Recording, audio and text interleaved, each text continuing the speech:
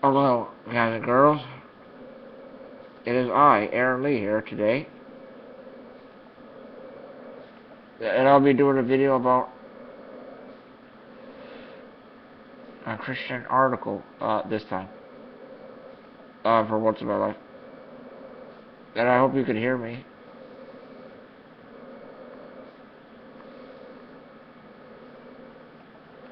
Do I sound good to you? I hope so.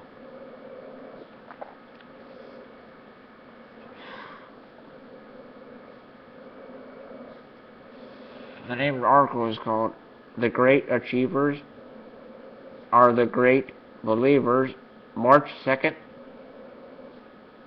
2015.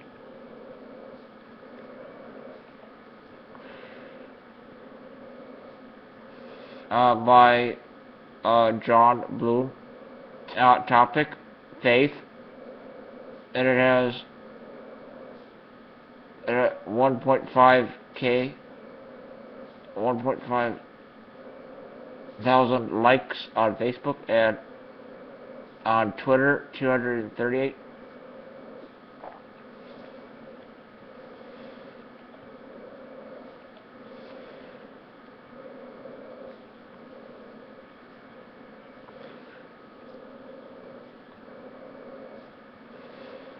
Shows a picture of Earth down below.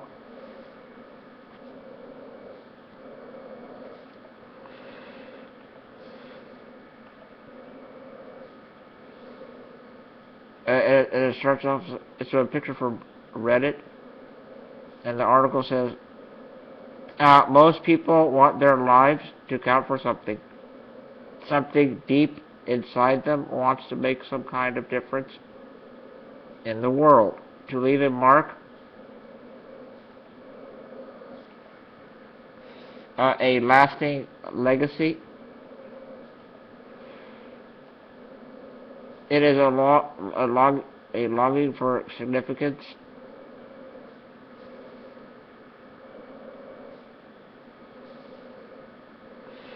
You do something right. You do something great.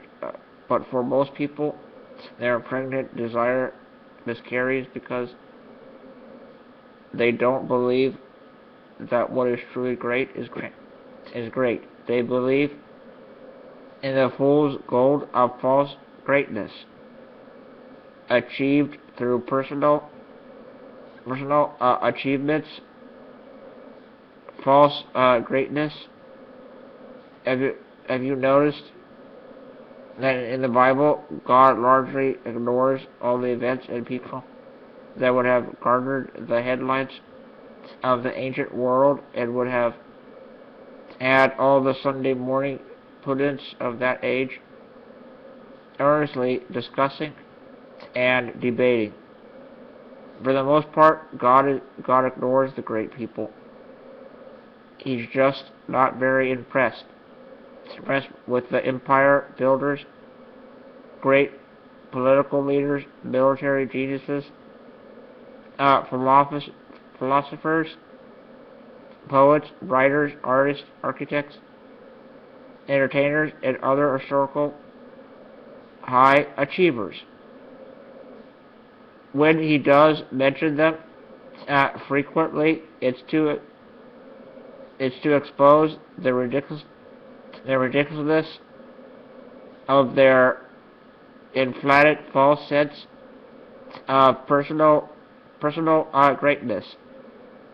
Pharaoh in Exodus and Nebuchadnezzar in Daniel are the poster children of false greatness. They at least get a biblical mention, though perhaps they would have preferred obscurity. God doesn't even waste his ink on most of the rest. When God's eyes ran to and fro throughout the earth to give strong support to the one who was great in his eyes, Second Chronicles, chapter 16, verse 9. The worldly greats did not capture his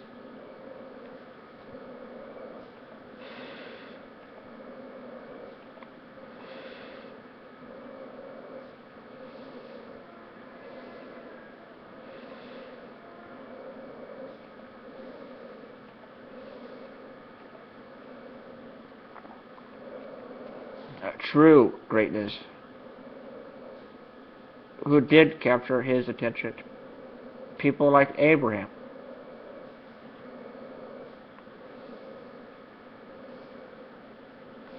Sorry about this.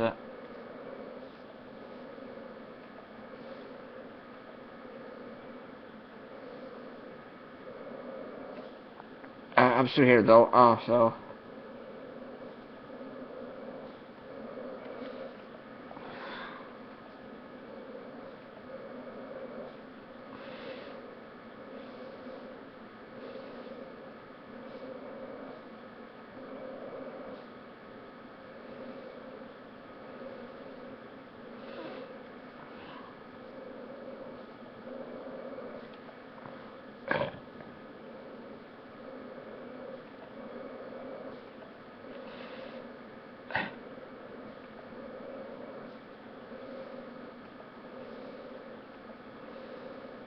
Molly, can you help me?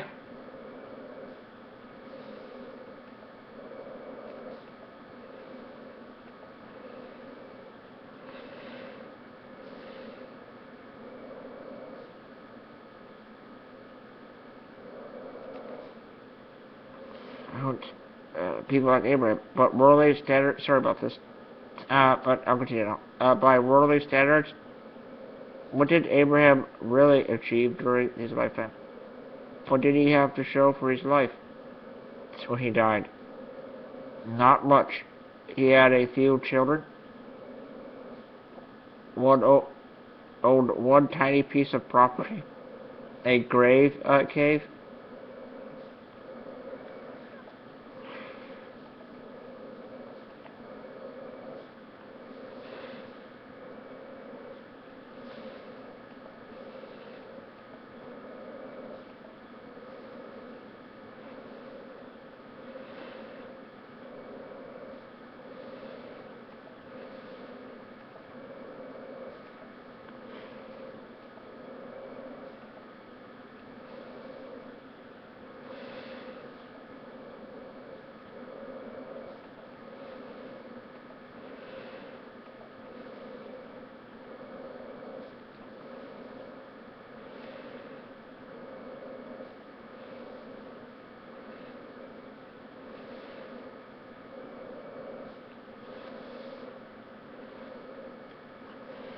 Oh.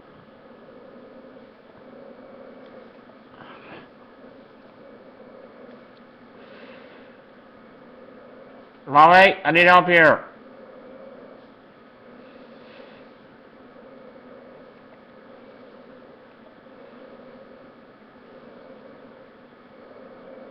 I'm getting all sweaty here. Can you help me, please?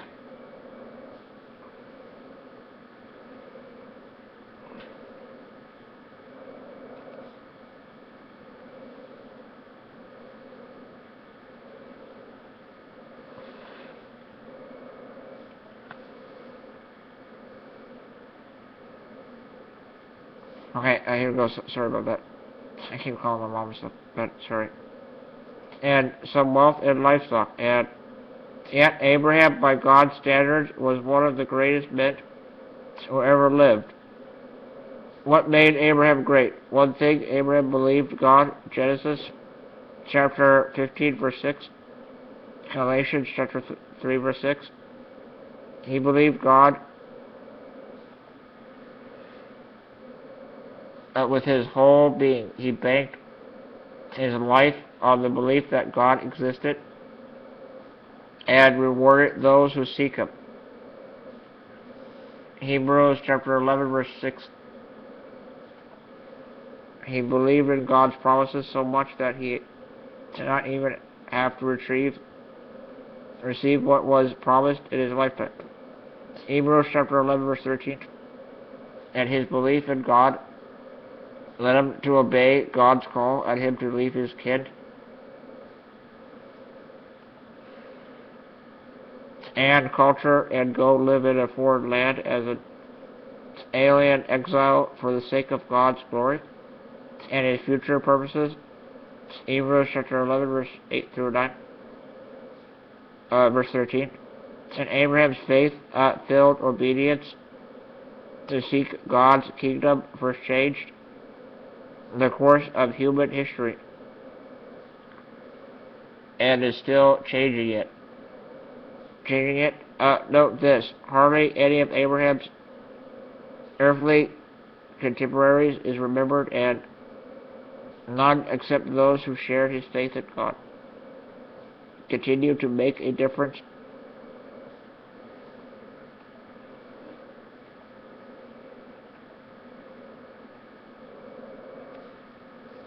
in the world.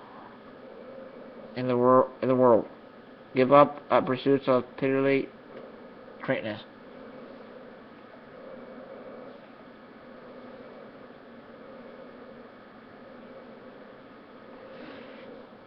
What great pursuit are you devoting your life to? What is it that you want to achieve? What do you really believe will make the biggest difference in the world?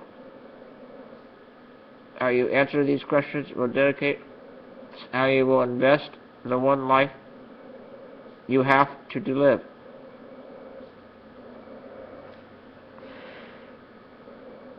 Don't believe the promises of false greatness. Nebuchadnezzar was about as high an achiever as a human can get, and his greatness was pitifully compared to Abraham's. Give up the pursuit of pitiful greatness. You'll never find it in the achievements the world admires most. The truly great people in God's eyes are not the great achievers, but the great believers. They really believe God and therefore seek His kingdom. First, Matthew chapter 6, verse 33. They know that they have no greatness of their own. All greatness is God's, so they are free to be the servants of all. Mark chapter 9, verse 35. Because they know that they have no lasting city. Hebrews chapter 13, verse 14. Their eyes are set on the city with everlasting foundations. Hebrews chapter 10, verse 11. Chapter 11, verse 10. That's where they lay up their treasures. Matthew chapter 6, verse 20. And so they are happy to forego them here as God calls. And the great believers are willing to go into foreign lands and live on the promises of God for the sake of God's purposes, to bless all the families of the earth. Genesis chapter 28, verse 14. Matthew chapter 28, verse 19 through 20. And yes, I am reading this article from desiringgod.org. And this website has blogs, sermons, books, and more. Events, about, donate. The true greatness of the glory of God and His global purposes is the burden and call of this book. Cross unrivaled Christ, unstoppable gospel, unreached peoples, unending joy. Those are titles of 4 different books. I have never read them or heard of them. I just heard of them from this article. It is called for us to give up pursuits of pitifully ephemeral delusions of greatness and to live the truly great life of radical faith in God, following Him as He leads into all the world in order that the gospel will be preached to and believed by every people group on the face of the planet. This is what God is up to in the world. All the events that capture today's headlines will one day look like historical footnotes in comparison. In the end, the great believers are the truly great achievers. They build the house that God is building, and therefore the greatest house and only house that will last. Psalm 127, verse 1. What they have to show of their lives when they die may not look like much, but what they have built will go on growing forever. It will make an eternal difference. It will leave an eternal mark, the longest lasting legacy.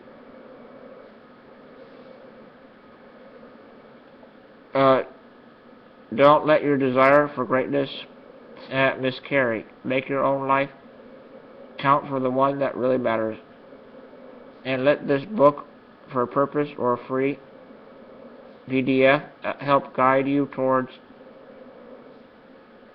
true greatness. The related resources are: without faith, it is impossible to please God. And that's a sermon.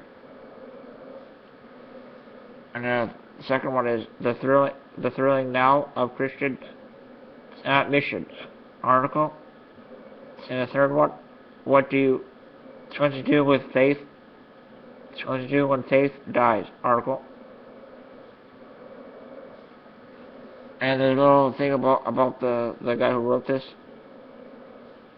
And it says, John Bloom is president of Desiring God and author of Not by Sight, 2013, and Things Not Seen, July 2015. He lives in the Twin Cities with his wife Pam and their 5 children and 1 naughty dog.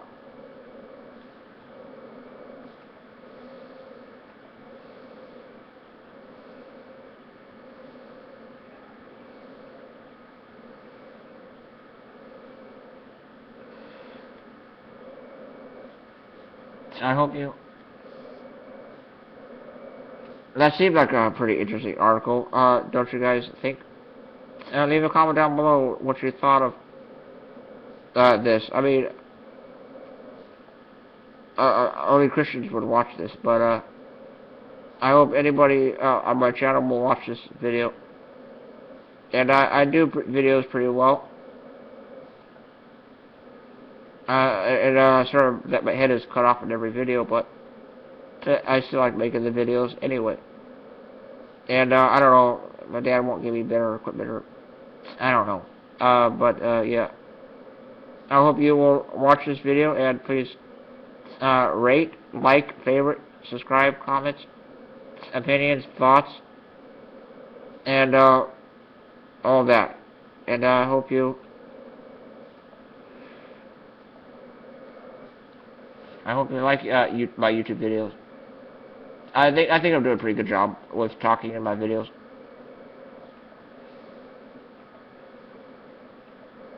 But other than that, I really liked this article. I thought it was pretty cool to read. I guess I'm going to be doing articles from this website. If I want to do Christian articles, too. I do all kinds of videos about all kinds of stuff. Well, I am a Christian, you know, and that's why I made this video, because... And I hope my mom will watch it, and I hope my Christian friends, all my friends and cousins would watch. And I'm sure they'll watch it. I don't know.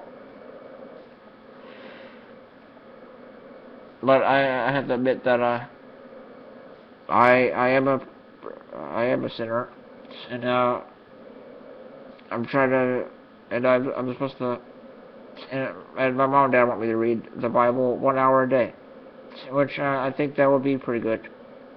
I should read more often though.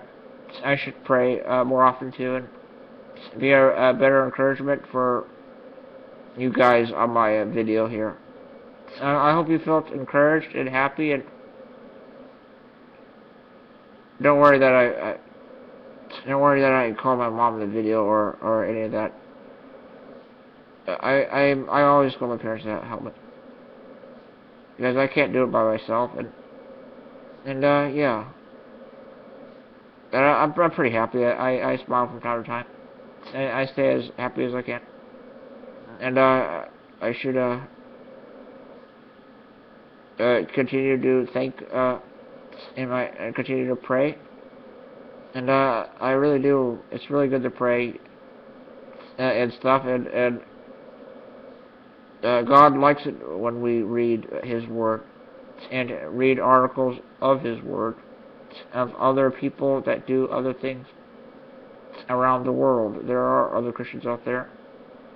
You would feel encouraged to watch this, and I really hope they will watch it and learn from it too.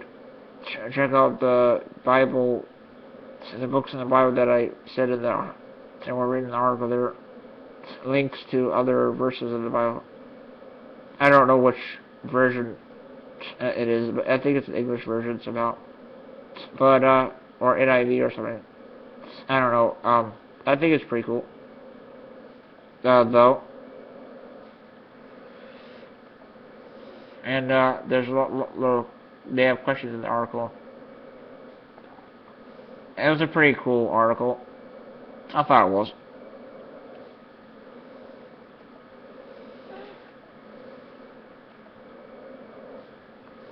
But I have a lot of great Christian friends. I still have my great Bible studies every week. I'm going to be doing it tonight. I think my Bible studies at 7:30. I think that it's at my house in California in Mission Vale. That's all I'm going to say. I like to continue having these Bible studies with my close Christian friends. I have guys like Logan Altman coming to Bible study, and Stephen Friendo and Mark Friendo also joined the Bible study. They said they might be bringing a couple of friends tonight, and it starts at 7:30, and sometimes it ends at 9, sometimes it ends at 10. I don't know. But I'm always trying to get out in the community to go to Bible studies and churches and to meet more friends, you know. And I really do like meeting new people. I mean, not people on the internet, but people that I meet in person, like at my friend's church. I hope I can be going there. I hope I can go out in the community, start buying stuff and going places, seeing movies and enjoying life, and I hope that everything continues in this life for God's purpose, that is. And I know I'm making it a little long, but it's good to talk about this stuff in a video for you to understand it. And I have cussed, I have sinned, I have lust, all those sins, like everyone else does. And I hope that I don't sin anymore. And I gotta go, and I hope you enjoy it, okay? And drink some hot chocolate. And I will see you all later. Bye.